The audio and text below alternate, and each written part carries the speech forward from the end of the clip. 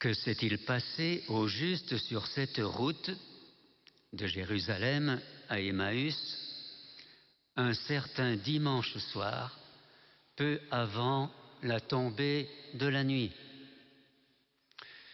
Nous voyons deux hommes qui marchent tristement. L'un d'eux s'appelle Cléophas, l'autre on ne sait pas.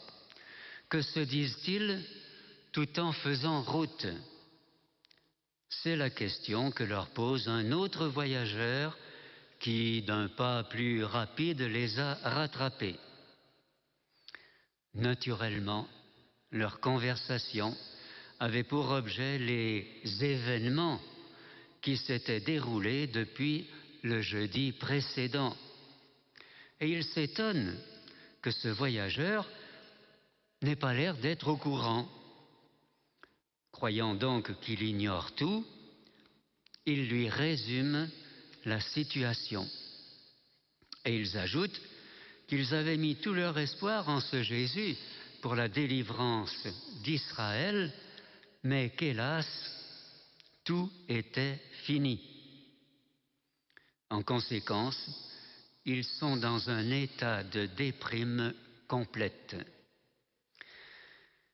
Mais Jésus, car c'est lui qu'ils n'ont pas reconnu, va leur donner une sorte de cours d'écriture sainte, non sans leur avoir reproché au préalable la lenteur d'esprit, l'état d'abattement qui les empêche de comprendre ces événements.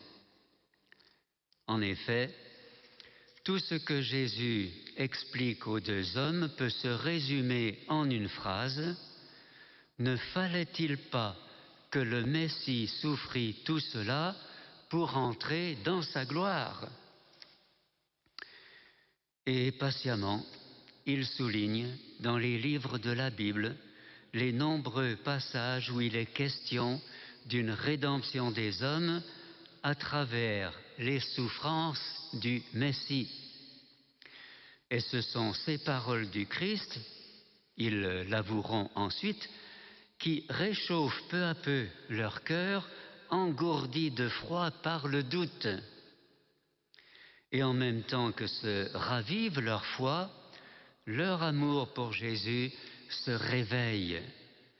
Et quand ils arrivent à Emmaüs, les deux disciples ne peuvent se résigner à se séparer déjà de celui qui a fait renaître en eux l'espérance et l'amour.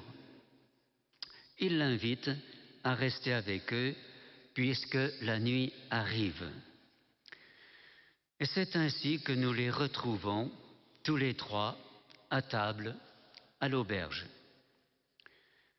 L'Évangile, qui est souvent très sobre de détails, en vient tout de suite à l'essentiel, cette fameuse fraction du pain, grâce à laquelle les disciples reconnaissent enfin leur maître avant qu'il ne disparaisse à leurs yeux. Nous aurions peut-être souhaité d'être à la place de ces deux disciples. Nous rêvons peut-être de voir Jésus faire la route avec nous comme ce soir-là, de Jérusalem à Emmaüs. Nous aurions sans doute aimé nous trouver à l'auberge avec lui. Mais réfléchissons un instant. Est-ce qu'il ne nous arrive pas de nous trouver dans une situation comparable? Et cela non pas une fois dans notre vie, mais bien toutes les fois que nous participons à une célébration eucharistique. Les disciples d'Emmaüs, c'est nous.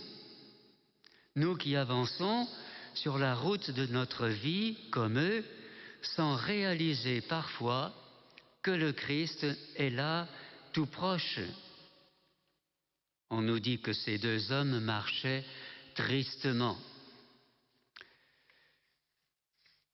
Cléophas déclare qu'il espérait dans le Christ, mais que maintenant, après ce qui s'est passé, le doute s'est introduit dans son esprit. Et cela ne nous arrive-t-il pas parfois d'être plongés dans le découragement, même si les motifs sont différents, comme ceux d'aujourd'hui? Jésus prend la parole, ou plutôt il fait parler l'Écriture, il cite les textes de la Bible qui le concernent, depuis Moïse jusqu'au dernier des prophètes, et il explique comment ces prophéties se sont réalisées. Mais n'est-ce pas ce que nous faisons à chaque messe, avec cette différence que nous n'écoutons peut-être pas aussi attentivement que les disciples d'Emmaüs? Sur cette route de Judée et jusqu'à Emmaüs, Jésus a célébré en quelque sorte la liturgie de la parole. Après la liturgie de la parole, la liturgie de l'Eucharistie, qui nous manque tant en ce moment. À chaque messe, frères et sœurs, nous sommes à l'auberge d'Emmaüs. Mais savons-nous à chaque fois reconnaître nous aussi la présence du Christ? Avons-nous dans le cœur cette joie éclatante qui a soulevé l'enthousiasme de ces deux hommes privilégiés? Comme pour eux, Jésus disparaît à notre regard, mais nous savons qu'il est là et qu'il est là pour nous. Sachons le reconnaître et retrouver à son contact cette confiance, cette foi et cet amour qui nous pousseront ensuite au dehors, en pensée ou en réalité, pour aller comme eux annoncer la bonne nouvelle aux autres, témoigner de notre foi affermie et de notre amour ravivé. Et nous témoignerons non seulement de sa résurrection, mais de son message de paix et d'amour, de réconciliation avec son Père et de la joie qui vient d'en haut. Frères et sœurs, en attendant la possibilité de nous réunir de nouveau dans une église ou une chapelle, demandons à la Mère du Bon Conseil que nous fêtons aujourd'hui de soutenir patience afin que nous sachions accueillir bientôt l'Eucharistie, quand ce sera possible, avec une plus grande ferveur et une joyeuse reconnaissance. Amen.